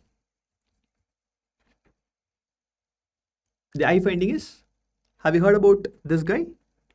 Bite dot spots? You must have, right? Unfortunately, we memorize everything. We remember bite dot spots. We also memorize that, okay, it's a very dry area in this part of the conjunctiva. Why it is dry? Because normal conjunctiva will not have keratinized squamous epithelium. Here, the differentiation is abnormal. It becomes keratinized. The moment it keratinized, tear film cannot stay. That's why it becomes that. It's simple, no? It's a problem, that's all. The metaplasia is bite dot spots. It kind of becomes a little bit more keratinized, right? That's all. Bite dot spot is a metaplastic evidence. Fine, as simple as that, because vitamin A functions that. Vitamin A alone is unique.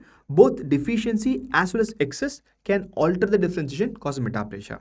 Like I said, the long-term risk for almost every metaplasia long-term risk is there will be an increased risk of cancer formation. Again, see, not for everything vitamin A we will treat, right? But untreated cases, obviously there is a long-term risk for cancer formation only in untreated cases. If you treat, it's an adaptation. Every adaptation, the first starting point is it has to be and will be reversible. Fine, done. That's my third thing. Right, let's go to the fourth guy. Atrophy. Atrophy is simple. A for absence, trophy for growth. But one important thing you have to remember, if 20 minutes, right, hold or put the headphones, walk to the mess, eat and listen, right? Food you need for stomach as well as food you need for brain. This gives food for brain, that gives food for stomach, fine. Atrophy is reduction in the size of the organ or tissue due to both. Never forget this. It's reduction in the cell size as well as reduction in the cell number. You answer me now, if there's a reduction in the cell number, should that be cell death?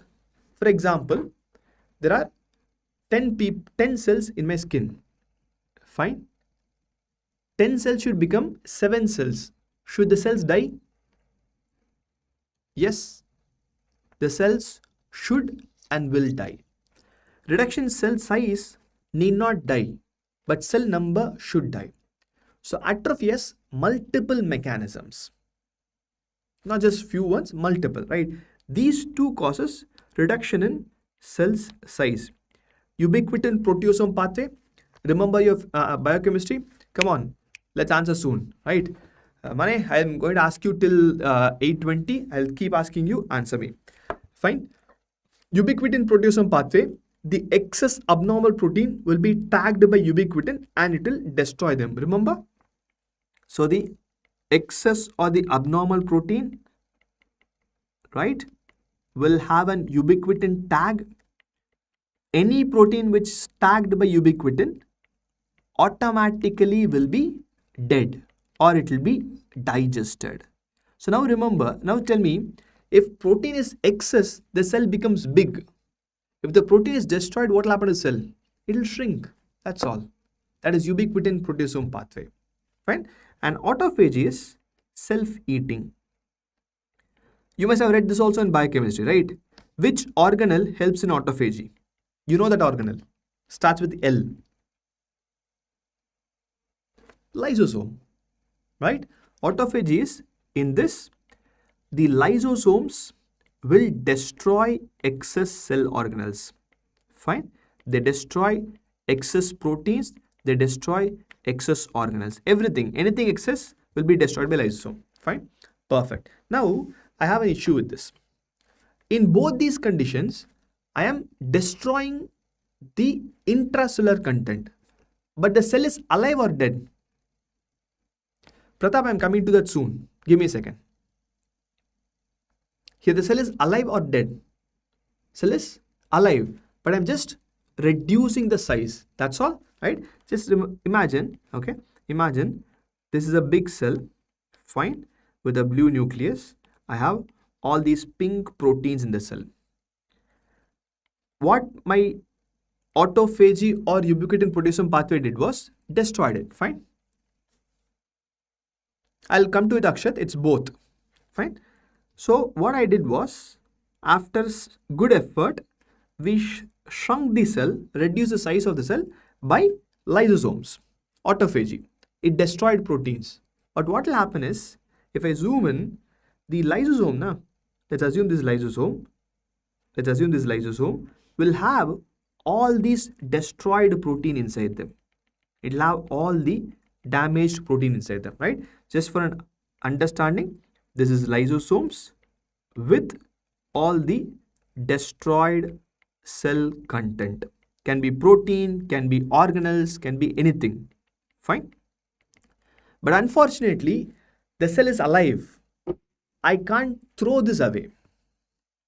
Yes, autophagy will engulf, destroy. That's what autophagy is, right? I cannot throw it away. It's a dirt. It's a destroyed product. What's the color of anything waste in the world? Anything waste, you shred completely, what will be the color? Brown to black? Mostly any waste will be blackish to brown color, right? Perfect. Now what happens is, these have been stored inside. Yes, Samrat. These have been stored inside as a brown black pigment or mostly brownish pigment. Fine. Okay. So what happens is, these are stored inside as a brown pigment. This brown pigment is seen inside the atrophied cell. And we call this, some of you must have known this name, we call it lipofuscin. Fine. We call it lipofuscin.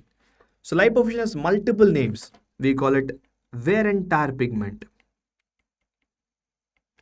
We call it, okay, Waterbury. Unfortunately, let's assume that we have multiple types of waste, right? We have reusable plastic, non-reusable, non-recyclable plastics. So this point of time, it will go into the non-recyclable product. My cell recycles a lot, but autophagy, I cannot recycle. It's completely damaged, wasted. It has to be thrown away by default. Fine. Okay. But very good question. Wear and tear pigment. It's a pigment of cell aging. Because more old I grow, automatically I become thin, lean. Entire person will become atrophied, right? If you have grandfather, grandmother, they must have been 6 foot in their prime. Now they'll shrink because cells undergo atrophy.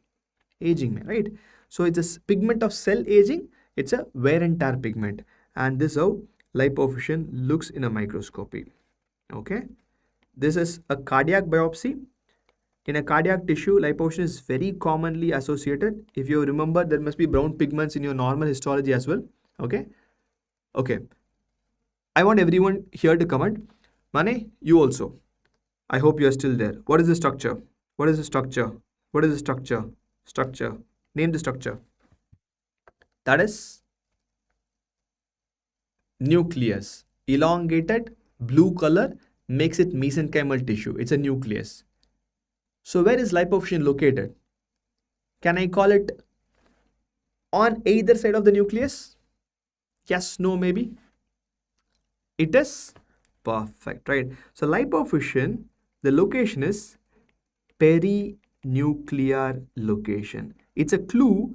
Most of the lipofuscin is perinuclear because lysosomes stay there.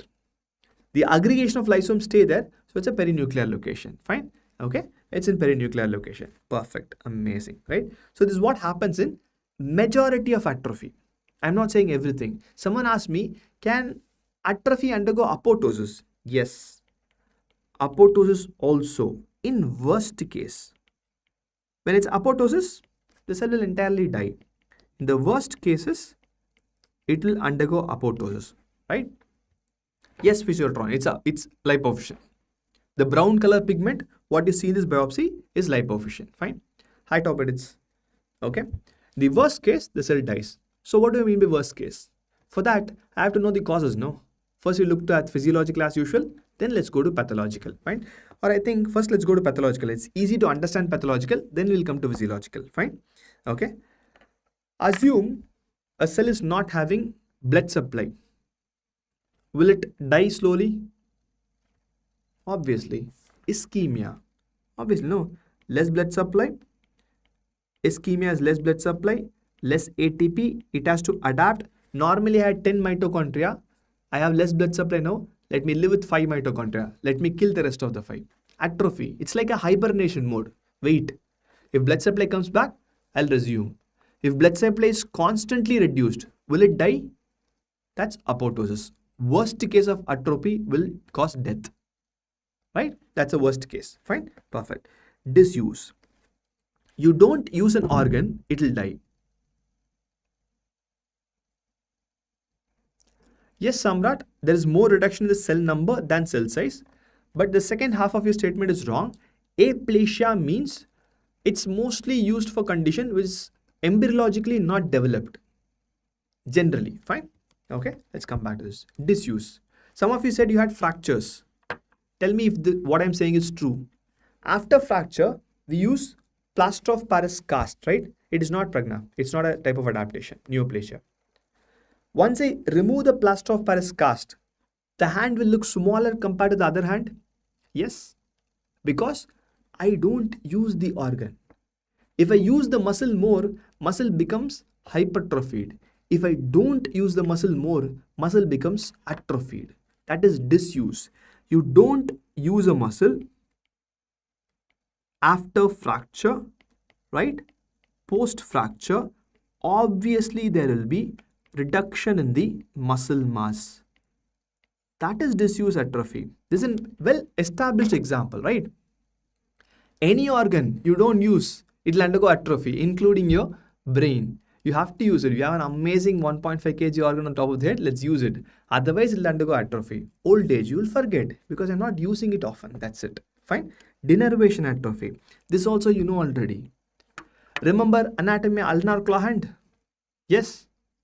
Whenever you read ulnar claw hand in BD Chaurashya or Vishram Singh, whatever book it is, or Gray's Anatomy, what will happen to the hypothenar eminence? Will become flat because the ulnar nerve supplies the hypothenar muscles. It will become flat. That is poliomyelitis. Amazing example. Denervation. If it goes, it is gone. Right? If the nerve supply is gone, it will automatically cause muscles atrophy. Right? Superb example is poliomyelitis. That's one example. Again, problem. Or your ulnar claw hand. I gave ulnar claw hand because you're fresh from anatomy. You will definitely remember it, right? Median, ulnar, whatever it is. Fine. Thenar, hypothenar, whatever it is. Fine. Okay. Next. Inadequate nutrition. Remember biochemistry image? The image of kwashiorkor and marasmus babies. They were big or lean. What will happen to the muscle of kwashiorkor marasmus babies? Protein, energy, malnutrition. Marasmus, kwashiorkor. They will be atrophied. Right? Extremely severe. Generally, no physiotron. Neurons are a bit different. But here, denervation is causing muscles problem. Fine? They'll become very lean. But can I also say, if I treat them, kwashiorkor marasmus, they'll come back to normal? That makes my argument right. Most of the cellular adaptation are reversible process. They become emaciated. Superb. Right? That's an inadequate nutrition. Right? Loss of endocrine stimulation. Okay. Let's say postmenopausal. Fine. Postmenopausal. What do you think will happen to the endometrium?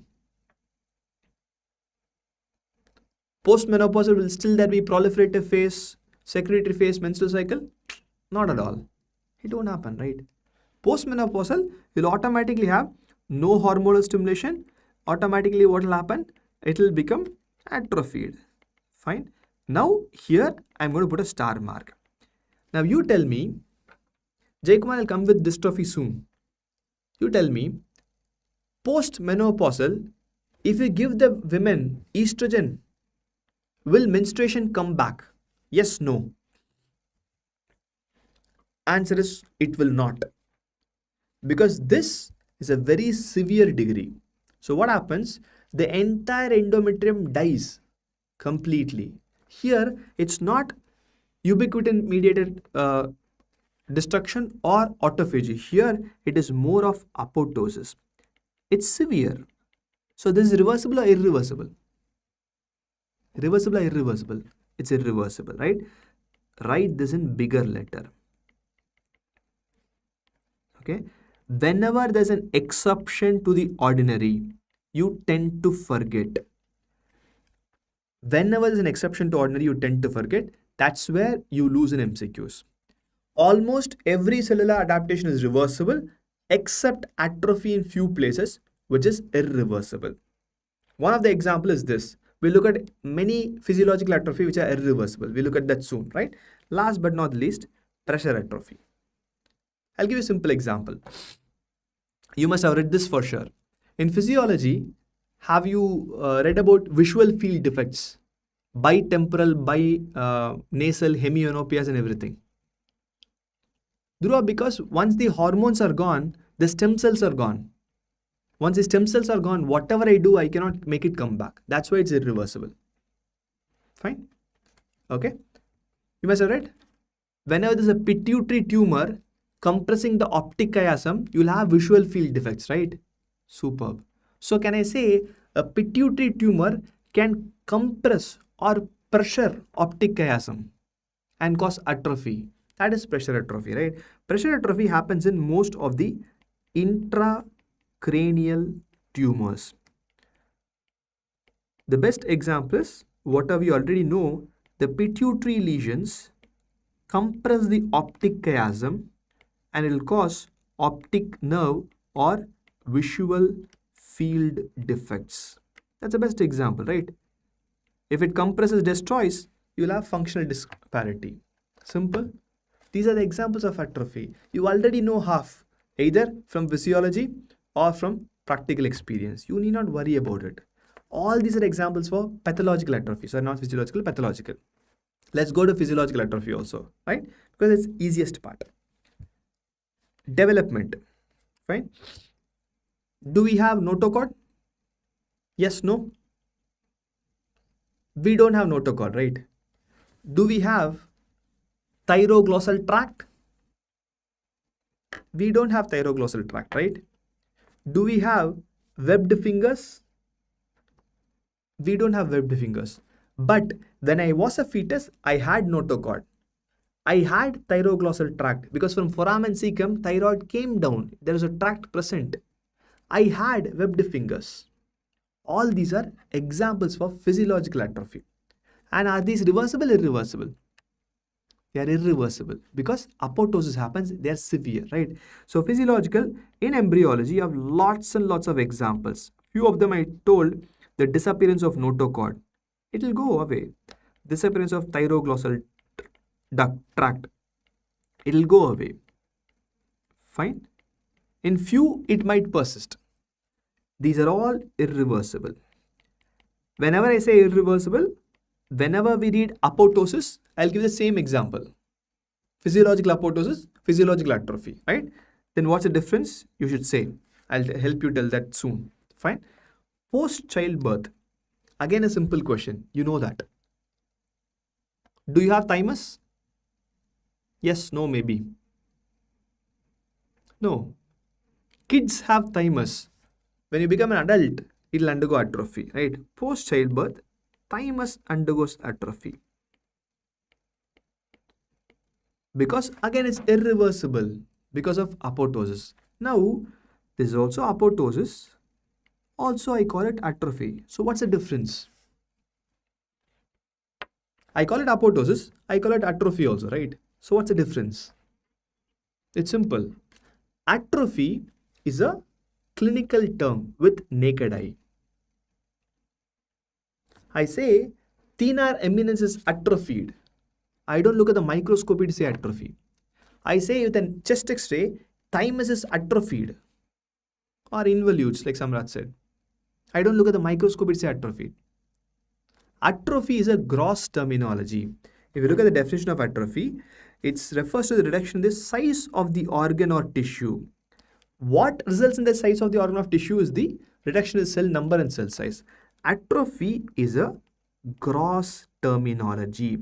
I cannot say with a microscopy it's atrophy. There are few exceptions, but mostly atrophy is a gross terminology. I look at an X-ray, atrophied. I look at the hand, atrophied. PM, patient, atrophied. Right? It's a gross terminology. Okay? Apoptosis is a microscopic terminology for cell death. That's a main difference between atrophy and apoptosis, if at all you confuse. Fine? Yes, that also is true Prakriti. Right? Okay? Done? So these are the 4 different types of cell adaptation. When I am done with it, you can leave if you are still hungry. Is it reversible? Irreversible? Yes. Some of them are irreversible. Again, one more, last but not least, cancer formation. There's one risk of cancer formation. Endometrial atrophy increases the risk of cancer formation. We'll see why when we come to systemic pathology. Rest atrophy will not increase the risk of cancer formation. Endometrial atrophy alone can increase the risk of cancer formation. Fine. Okay. Done. Perfect. High unique games. If you're from class 12, please go back to your physics, chemistry, and biology. Come back after some time. Okay. So that's all for today. We are done with it. We read about 4 different types of cell adaptation. If you guys are okay, last 5 minutes, let's quickly go through the slides. Mane, I'm really not sure which page of Robbins it has. 4 adaptation, which will be then the last few pages of chapter 1. Read that. Fine. Okay. Put your pens down. If possible, close your eyes. I'm just going to go through whatever we read. Okay. Adaptation is in response to my body to external and internal stimuli. Adaptation is always reversible once the stimulus is gone. We have 4 different types: hypertrophy, hyperplasia, metaplasia, atrophy becomes small, right? Hypertrophy is increase the cell size. Because of increase in the protein, I have increased cell size most often. The stimulus predominantly is mechanical. Best example is bodybuilding and also the uterus during child growth, it becomes bigger, right? Pathological atrophy, we took an example of cardiac muscle. Whenever there's an increase in preload or afterload, we'll have cardiac hypertrophy. Preload is volume overload. Volume goes to the most dependent part. So we'll have hypertrophy in the terms of eccentric hypertrophy or apical hypertrophy. Afterload is pressure overload. That's total peripheral resistance. It's always uniform, which causes concentric hypertrophy. This is with respect to left ventricle. So I can have different permutation combinations for that, right? Little bit in depth about the mechanism of hypertrophy. You have the stimulus, whatever stimulus it may be. There are 2 pathways. Your G protein coupled pathway for pathological and phosphoinositol triphosphate for physiological. If you can remember. But what happens is it not alone increases the size of the muscle or the contractile proteins. That does increase. And also it changes the proteins. From alpha isoform becomes beta isoform so that it works better. Because beta isoform is more efficient than alpha isoform, right? So it's not just the size, it has to become more efficient also. How do I identify? Pink and blue. Blue is nucleus, elongated nucleus. It is your spindle-shaped cell, which is mesenchyme. Look at this, very less pink cytoplasm. Compare this, more pink cytoplasm means more cytoplasm, more protein. That's all, right? Problem is, long-term complication will have cardiac failure, but there's no risk of cancer formation because stem cells are not involved. As simple as that. Hyperplasia, increase in the number of cells. Any cell which can has the capacity to divide will divide because of hyperplasia. Stem cells are stimulated, which cause hyperplasia. Whenever stem cells is touched, always there's a risk of cancer formation. Physiological, menstrual cycle, estrogen, and proliferative phase, right? And compensation we have, any type of blood loss will hit my bone marrow to replace it. And liver is one of the organs which has tremendous capacity to undergo hyperplasia. Whatever be, I'll answer your question. Pathological, whenever I have uncontrolled estrogen secretion, hyperestrogenism, could be no ovulation, could be tumor in the cells which secrete, could be PCOD, hormonal imbalance, could be obesity, peripheral conversion. More amount of estrogen, more uncontrolled hyperplasia, endometrium becomes thick, we call it endometrial hyperplasia, and the patient will present with more menstrual bleeding, we call it menorrhagia. Based on the symptom, we can correlate and diagnose. Same way, more dihydrotestosterone causes prostatic hyperplasia. Few viral infections in the skin can cause wart, that is your squamous epithelial hyperplasia. Fine. And the image, round ones is glands, normal endometrium has 1:1 gland to stroma ratio. When it becomes hypertrophied, so hyperplastic endometrium, more glands will be there. So more glands, it's endometrial hyperplasia, as simple as it. If I don't stop it, especially in obesity, where it's difficult to control it, more and more hyperplasia finally can end up in a cancer. It's a gland forming cancer. It forms endometrial adenocarcinoma. Fine. Then you came to metaplasia. Metaplasia is a reversible process of change from one adult mature epithelium or mesenchyme to another. So what happens here? Normally, this is the flow. The stimulus changes its stem cell, reprograms the stem cell to produce this, right? So GID is one of the best example. Acid reflux, acid hits the esophagus, will burn. I have to stop the burning. So I have to produce base. To produce base, I need mucin. Unfortunately, squamous epithelium is there in esophagus, can't produce mucin. So stem cell thinks and produces columnar epithelium with goblet cells. So we call it columnar metaplasia, goblet cell metaplasia, glandular metaplasia, or Barrett's esophagus. Untreated, again adenocarcinoma. Endoscopy, columnar is single line, stratified squamous multiple line. It's not visible blood vessel, so it's pale normal, and the red color is columnar. Red velvet-like mucosa, classical finding. Same thing in your microscopy. Multi-layer stratified, thick, single layer columnar, thin. Mucin is always clear. Problem is, fat is also clear, right? So if at all I have a doubt, never forget this. If I cannot differentiate something on a light microscopy, I go for special stain. And mucin stain, two of them, PAS and Alcian blue. Both of them are classical mucin stains, right? Second example of squamous metaplasia. Respiratory mucosa normal is ciliated pseudostratified columnar epithelium. When the person smokes, heat and the smoke will destroy cilia. So change to much resistant squamous epithelium because heat and smoke will do nothing to my skin, right? And this is the most common metaplasia because smoking is the most common compared to GRD. I can have metaplasia in the mesenchymal tissue also. Post-fracture, my muscle can change to bone. Myositis ossificans. In muscle, myo-ossificans, ossified. Vitamin A, functions differentiation. That's why it's very unique. Both excess and deficiency of vitamin A causes altered differentiation, which causes metaplasia. Fine. Long-term risk is always there, which is cancer formation. Atrophy is a gross term. Definition itself says it's a reduction in the size of the organ due to reduction in number or the size. Predominantly size, number also can alter. Size predominantly because most common pathways are ubiquitin proteasome pathway and autophagy. Whatever it does, autophagy destroys everything in the cell, stores them inside. That storage particle, I can see them in microscopy. We call it lipofuscin pigments. It's perinuclear location. We call it wear and tear pigments, pigment of cell aging, and in apoptosis also can happen in atrophy, but in very severe cases. Physiological, all these are severe cases. Lots of embryological remnants is gone in my body. All of them are pre-birth.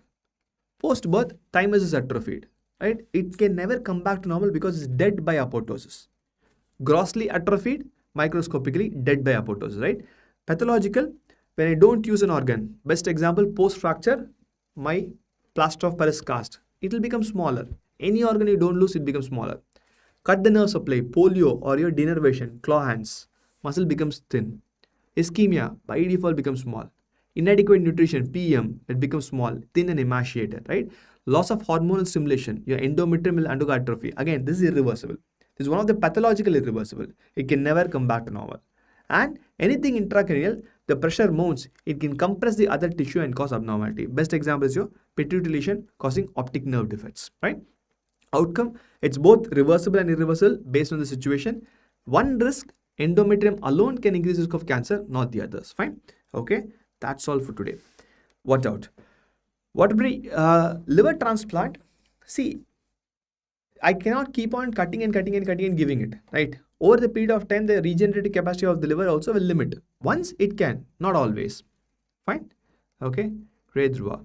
Thank you, Mane. Good night. Have an amazing dinner. Sleep well. Any doubts? Do let me know.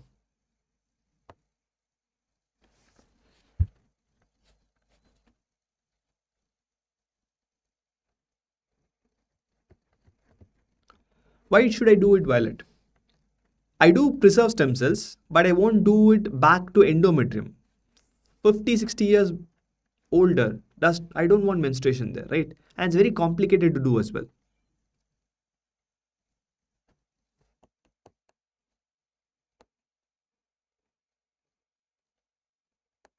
Okay, because when you look at the example shortlisted, predominant of them are reduction in size. It will come back to normal, right? Okay, guys, you can text me here. I'll give you the group link. Join there. Let's discuss more if you have any doubt.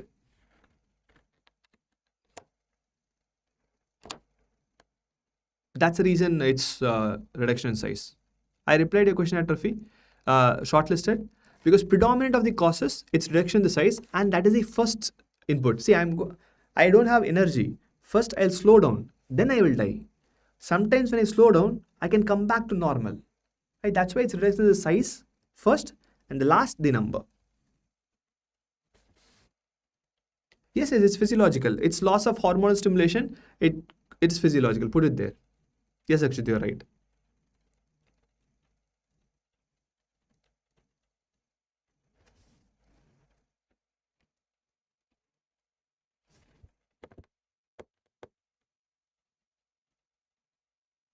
Sure, Jyoth. You listen to the lecture. Now go and have an amazing dinner. Get back whenever it's possible. Just open the books, Robbins. I think it might be like 4 or 5 pages maximum. Just give a very quick glance. Don't read line by line. Quick glance that you understood. That's all. Yes, Akshat. I said yes. You're right. Prakriti, if it will not bother her supplementary, she can for sure. Okay. All the very best, guys. Thank you for an amazing time. See you soon. How is river related to detoxification? See, I have a cell which is every day relating to toxin. So it has to regenerate. Otherwise, have a toxin, dies, gone, no. Comes back, comes back, comes back. Only a cell or an organ which has maximum capacity to regenerate can fight with a toxin every single day. Heart cannot fight because it's gone, it's gone. That's why liver has more regenerative capacities. Fine, Pragnayan.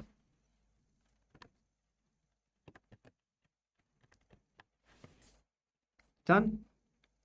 Okay, guys. See you next Wednesday. Till then, bye bye. Enjoy your pharmacology session tomorrow. Bye bye. See you.